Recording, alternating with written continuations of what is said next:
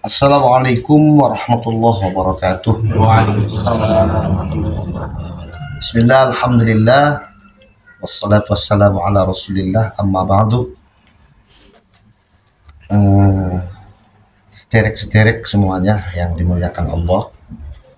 Pertama, mari kita sama-sama aturkan syukur kehadirat Allah, di mana dengan rahmatnya alhamdulillah di sore hari ini kita bisa berkumpul bersilaturahmi di tempat ini yang insya Allah akan banyak mendatangkan barokah untuk kita.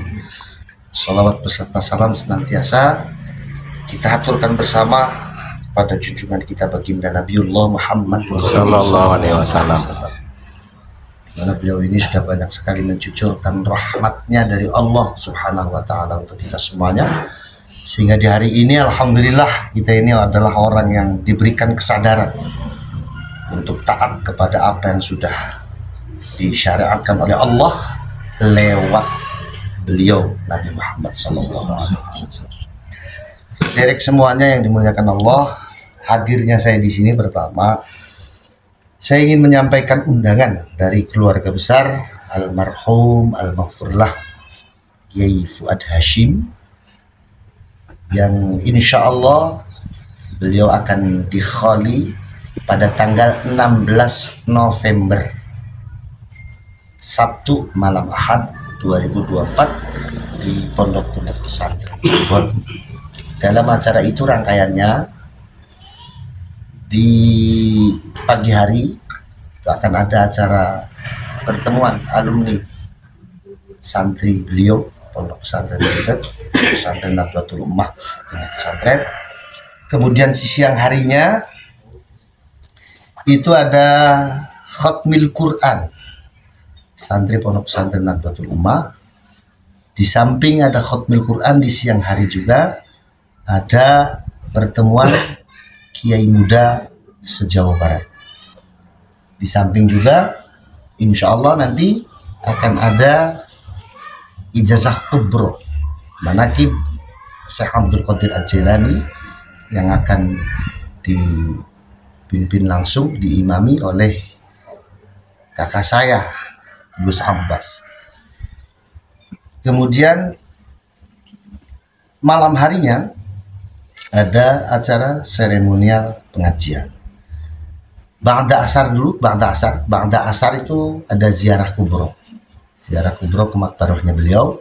Malam harinya baru ada acara seremonial pengajian. Dimana di dalam acara seremonial pengajian itu insya Allah yang akan memberikan mau'izatul hasanah yaitu Hinal Fadil Al-Karim Yai Al-Haj Ahmad Muafiq atau Gus Muafiq.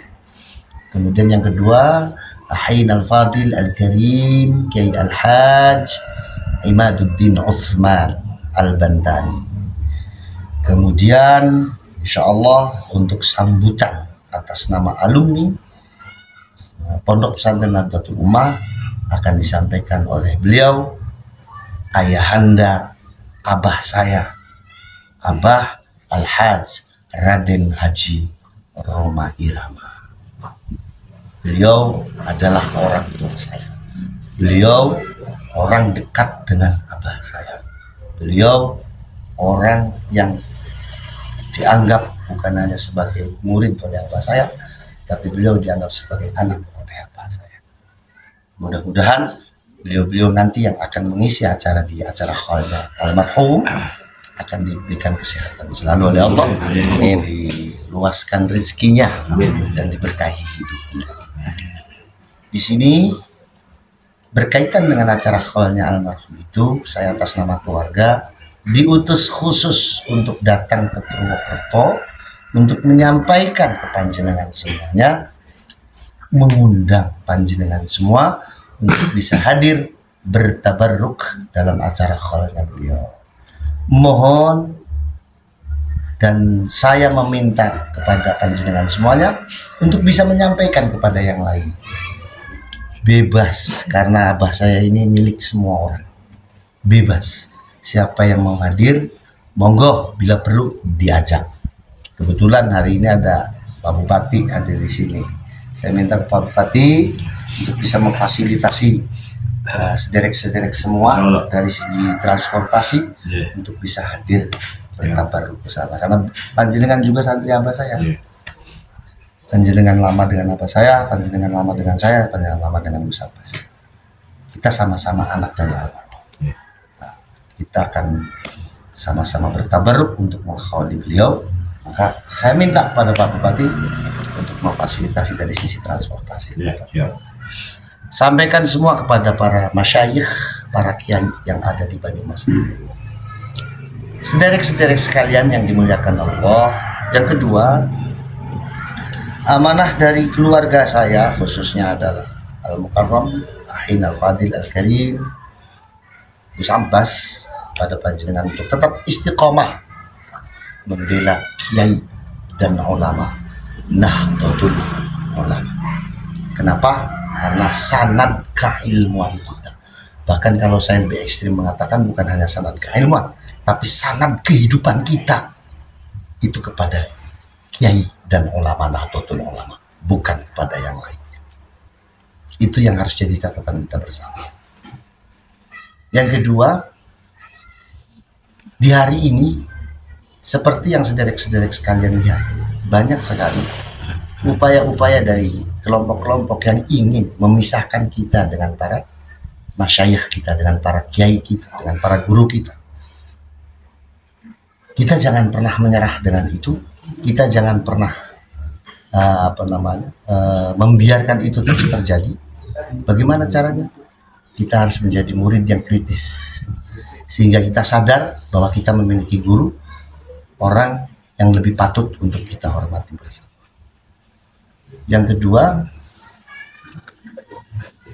seperti yang kita tahu di hari ini, bagaimana tingkah pola dari oknum-oknum orang, atau sebut sajalah habaib, yang jelas nyata-nyata banyak sekali memberikan doktrin yang salah kepada masyarakat. Itu pun menjadi tanggung jawab kita sebagai murid dari kiai dan ulama Nahdlatul Ulama. Kita tidak boleh diam. Kita tidak boleh diam. Kalau kita diam dan membiarkan itu terjadi, maka kita sama dengan murid yang membiarkan amalan-amalan dari guru kita yang baik itu diganti dengan amalan-amalan yang tidak baik. Maka kita tidak boleh tinggal diam. Kita harus terus berjuang kembalikan masyarakat kepada kiai. Karena kita sudah tahu dan kita sudah mendapatkan pelajaran banyak. Masyarakat ketika dipegang, diasuh oleh kiainya, masyarakat akan tenang, khusyuk dalam beribadah, istiqomah dalam beribadah, dan ghirrah, semangat untuk mendidik anaknya dengan keilmuan akan sangat tinggi. Tapi ketika umat masyarakat dipegang bukan oleh kiai, bukan oleh ulama, kita tahu bagaimana di hari ini masyarakat kita ini sudah banyak sekali mengalami degradasi moral yang sangat luar biasa. Kalau ekstrimnya saya ngomong, masyarakat sekarang itu sudah banyak yang tidak dipegang kiai, sudah banyak yang tidak diasuh kiai. Itu bukan kemauan kiai, tapi kemauan masyarakat karena memilih orang yang dianggap lebih mumpuni ketimbang kiainya sendiri. Habib dalam hal ini, orang lebih memilih Habib. Habib dianggap lebih mumpuni segalanya dibanding dengan kiai kita. Kenyataannya apa? Ketika masyarakat dipegang oleh Habib, masyarakat kita ini tersasar jauh dari akhlak-akhlak Islami. Masyarakat kita ini melenceng jauh dari akhlak-akhlak Islam. Dan kita sebagai santri, kita sebagai murid ulama Nahdlatul Ulama, kita tidak mudah tinggal diam. Kembalikan masyarakat kepada kiainya, agar nilai-nilai akhlakul karimah, nilai-nilai akhlak Rasulullah SAW bisa kembali kepada masyarakat. Pak, sekarang ini sudah banyak sekali anak-anak yang sudah tidak lagi mau sungkem kepada gurunya. Betul nggak? Ya kan? Sampai terasa nggak? Ketika di forum hadir kiai kita yang mengajarkan alif bata yang mengajarkan tata krama dan akhlak di desa, yang mengajarkan bagaimana caranya hidup yang baik sebagai masyarakat di desa. Lalu kemudian hadir sosok seorang Habib yang dia adalah orang baru dikenal. Secara keilmuan pun kita tidak tahu bagaimana, akhlak pun tidak tahu bagaimana, tapi masyarakat lebih menghormati Habib daripada kiainya yang sudah mengajarkan alif ba di masyarakat. Sampai sadar nggak? Ini apa yang terjadi? Apa? Ini karena lalainya kita sebagai santri, sebagai murid kiai untuk mengingatkan masyarakat. Kalau sampai berhenti di sini mengingatkan masyarakat untuk kembali kepada kiai, untuk kembali hidup memakai akhlak Rasulullah SAW, sampai termasuk membiarkan kejelekan itu terjadi di tengah-tengah masyarakat. Dan itu tidak boleh. Kita nggak usah ambil peduli mau Habib setuju mau enggak, kenyataan yang terjadi di hari ini seperti itu.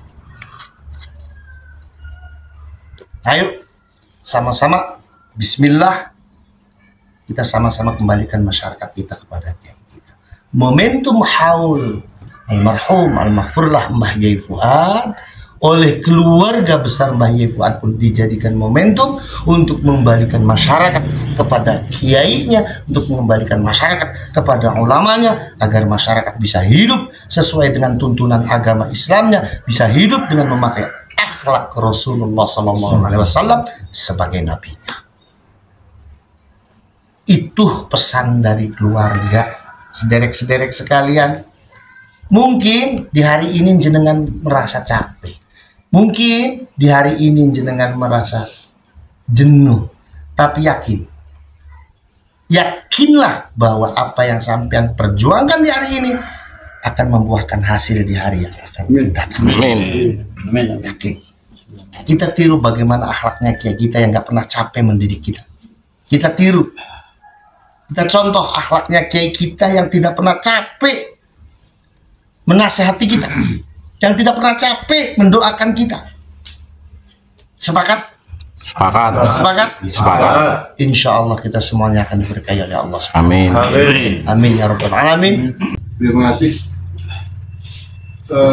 Masyarakat sudah semakin banyak yang paham tentang penyimpangan-penyimpangan yang dilakukan oleh Oknum Habib, termasuk yang katakan penyimpangan sejarah di Indonesia ini, termasuk juga sejarah ini. Tetapi mereka samati juga melakukan perlawanan yang masif dengan acara konser-konser selawat. Bahkan tidak sedikit para Habib ini merangkul lembaga pemerintahan dengan konser selawat itu. Misalkan kalau di Banyumas contohnya Banyumas berselawat dan seterusnya dan seterusnya. Nah, mungkin ada pesan untuk pejabat-pejabat pemerintah, mumpung ada Pak Bupati dari Gus Laris ya. Bagaimana upaya pemerintah bisa ikut membantu perjuangan ini? Apakah tetap dibiarkan konser-konser selawat yang dipanggilkan oleh para Habib?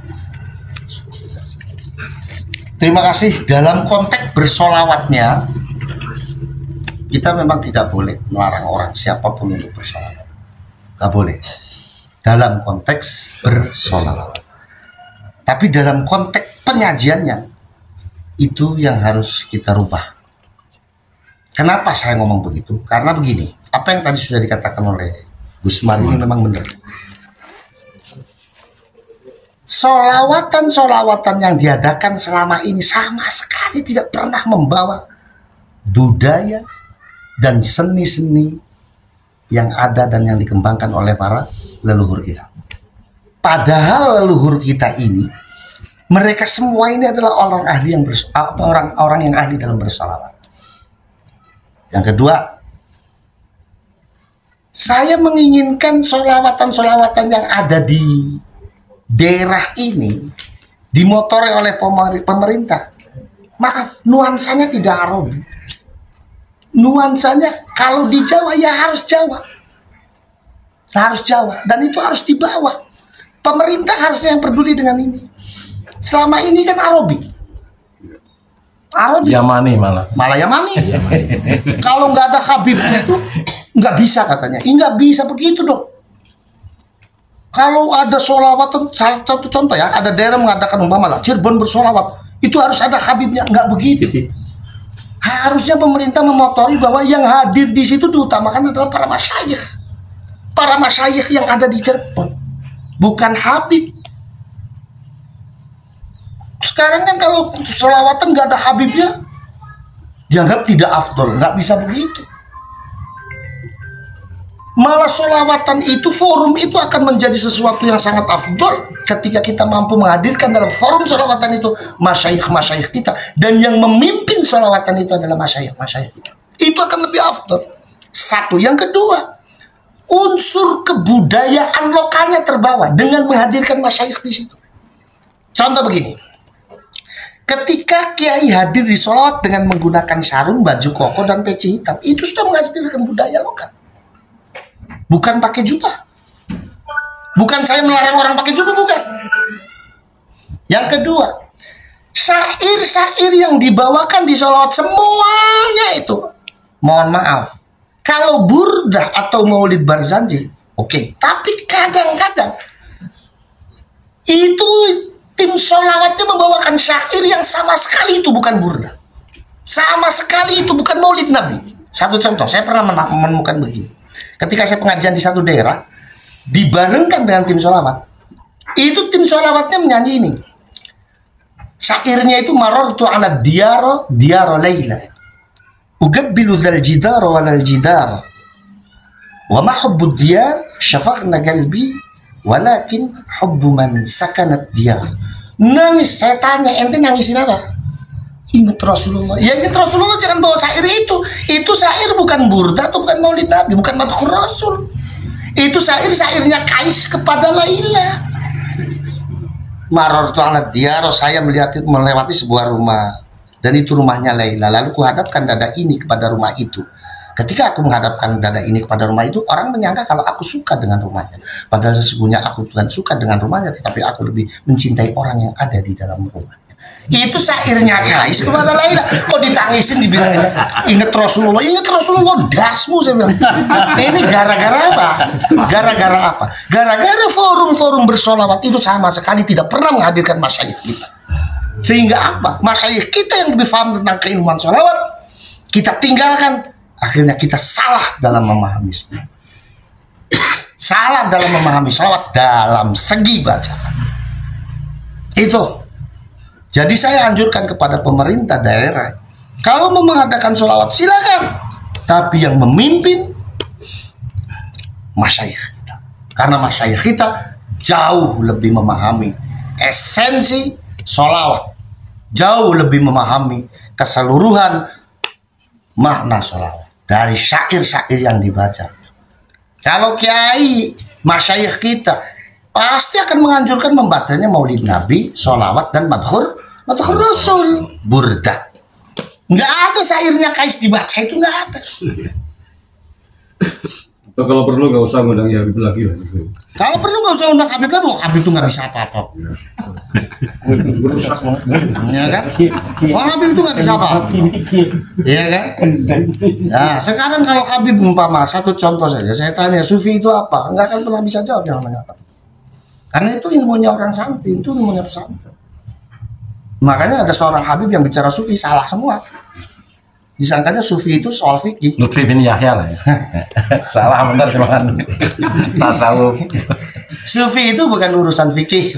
Satu lagi Gus, Ya. ini kan di framing oleh kelompok Mukibin, seolah-olah abang jenengan itu kok takzim sama Lutfi bin Yahya, padahal kan kelihatannya nggak mungkin loh. Ya.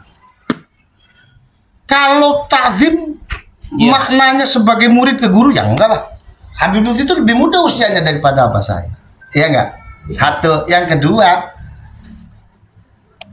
abah saya itu ya nyuwun sewu, bukan saya menyombongkan orang tua saya, bukan. Abah saya itu baca tafsir Jalalain saja sambil tidur. Semuanya banyak yang menyaksikan. Ini kayak Ustadz Jadi sendiri menyaksikan bagaimana bulan Ramadan abah saya kalau membaca tafsir Jalalain sambil tidur. Saking hafalnya. Lalu umpama abah saya, pastinya abah saya akan tahu, lebih tahu siapa Habib Lutfi dong, ya kan?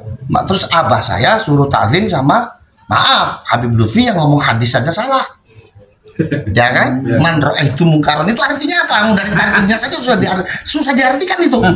Kalau sekedar salah harokat mungkin maklum ya, sabkul lisan. Tapi kalau sudah salah kalimat itu artinya apa gitu kan? Tapi pengakuan beliau 3 serangkai itu Abah, Gus Dur, satunya lagi Lutfi. Nah, nggak tahu itu. Kalau Itu benar, setahu saya, abah saya yang dekat sekali ya memang dengan almarhum Yai Abdurrahman Wahid. Beliau sangat dekat sekali. Bahkan kalau ke almarhum Kiai Abdurrahman Wahid, ya Abdurrahman Wahid ya sering meminta masukan ke abah saya juga sering diberi masukan sama satu. Yang keduanya, setahu saya abah saya itu ya seperti itu. Lah menurut logikanya jenengan, ya dari sisi keilmuannya seperti itu mungkin ya. Saya yakin dulu kedekatannya Abah Habib Lutfi atau Habib Lutfi kepada abah saya, ya mungkin Habib Lutfi belajar ke abah saya. Cuman orang kan gak ada yang tahu. Belajar mungkin, tapi orang kan gak ada yang tahu. Kalau soal hormat ya abah saya kepada siapapun menghormati. Kalau soal hormat, abah saya kepada siapapun menghormati. Sampai penghormatan abah saya kepada orang lain itu, sampai beliau sudah nggak bisa jalan, dipanggil di tengah-tengah hutan gunung, abah saya tetap datang dengan memakai kru. Itu penghormatan abah saya kepada orang lain. Jadi kalau soal menghormati, abah saya kepada siapapun menghormati. Tapi kalau konteksnya talim atau yang dipersepsikan kepada mereka kalau abah saya itu guru atau muridnya Habib Lutfi, ya mohon maaf, saya yang jadi putranya belum pernah menyaksikan itu, dan saya yakin enggak loh, abah saya itu orang alim kok. Abah saya itu orang alim, sementara Habib Lutfi ngucap hadis saja salah. Artinya ya jangankan abah saya sendiri untuk jadi murid Habib Lutfi ya gak mikir-mikir gitu kayak gitu kan. Karena saya sendiri ngaji, pinter murid karena saya sendiri ngaji gitu kan. Ya orang kan punya penilaian. Orang kata kitab ta'lim muta'allim itu orang itu harus memilih guru kok. Betul nggak? Kata kitab ta'lim muta'allim itu kita harus memilih guru. Ya milih guru ya yang alim. Makanya ada Habib yang ngomong kalau ngaji sama kayak satu Habib bodoh itu lebih mulia daripada ngaji kepada kiai yang alim. Ini doktrin bukan hanya sekedar lucu ini, tapi ini lagi pameran goblok orang yang ngomong begini. Kenapa? Lah ya, orang ngaji itu konotasinya dan orientasinya mencari ilmu. Mencari ilmu itu ya sama orang yang punya ilmu. Kalau mencari ilmu kepada orang yang bukan cari ilmu, mau dapat apa kita? Analoginya sama, kalau kita mau mancing ikan, mancingnya di baskom, udah tahu baskomnya nggak ada ikannya, kita tetap mancing. Ini kalau bukan orang soak, siapa? Goblok gitu. Kan begitu kan? Satu, yang kedua, pameran goblok lagi. Ini saking bodohnya, dia sampai nggak lupa, bukan lupa, dia saking bodohnya, dia memberikan doktrin yang bisa membawa orang itu keluar dari Islam. Nggak tahu. Contoh, ada Habib yang ngomong kalau ada Habib yang bisa mi'raj 70 kali sehari. Kalau masyarakat percaya, dia tanggung jawab di akhirat. Karena orang yang percaya dengan doktrin itu keluar dari Islam. Kenapa? Karena orang yang percaya dengan itu berarti mempercayai adanya mukjizat bisa dimiliki oleh selain Nabi dan Rasul. Nasnya Allah mengatakan bahwa mukjizat itu hanya ada pada Nabi dan Rasul. Kalau ada orang yang selain Nabi dan Rasul punya mukjizat, wajib tidak percaya. Isra Mi'raj ini adalah bagian dari mukjizatnya Allah yang diberikan kepada Rasulullah SAW. Satu. Yang kedua, kalau ada orang ini yakin dengan doktrinnya Habib itu, berarti dia meyakini ada orang yang istimewanya seperti Nabi Muhammad selain Nabi Muhammad. Dosa dan ini keluar dari Islam. Kafir. Nggak tahu itu, dia ngomong seenaknya aja. Ya kan? Kalau orang yang alim mau ngomong salah tuh mikir-mikir. Kalau orang alim mau ngomong salah, mikir-mikir, bos. Saya salah. Itu nggak mikir loh, dengan enaknya ngomong. Yes, kalau saya ngecap ini orang nih, goblok aja belum. Nah, orang kan goblok dulu baru pintar. Ini goblok aja belum. Ini goblok aja belum. Gitu. Katanya bahkan Kanjeng Nabi belajar nahwu kok Gus. Lah, iya, iya, itu ada lagi yang baru tuh. Kanjeng Nabi belajar nahwunya sama Habib. Ya lucu ya. Goblok banget. Ini ya. Makanya kita ini Goblok temen ya. nggak apa-apa. Jadi orang goblok nggak apa-apa. Yang penting jadi orang sebelum goblok jangan. Seperti itu, sederek-sederek sekalian. Jadi kesimpulannya tidak usah lagi ngundangi Habib gitu. Gak usah lah, gak usah. Muliakan masyayikh kita, muliakan ulama kita karena ulama kita jauh lebih alim daripada. Dengan mendatangkan ulama kita, mendatangkan guru kita. Dengan mendatangkan guru kita jauh lebih berkah daripada mendatangkan orang yang sama sekali tidak punya sanad apa-apa dengan kita, tidak punya keterkaitan sanad apa-apa dengan kita. Begitu. Ngaten nggih? Demikian wallahul muwaffiq ila aqwamit thariq. Assalamualaikum warahmatullahi wabarakatuh. Waalaikumsalam warahmatullahi wabarakatuh.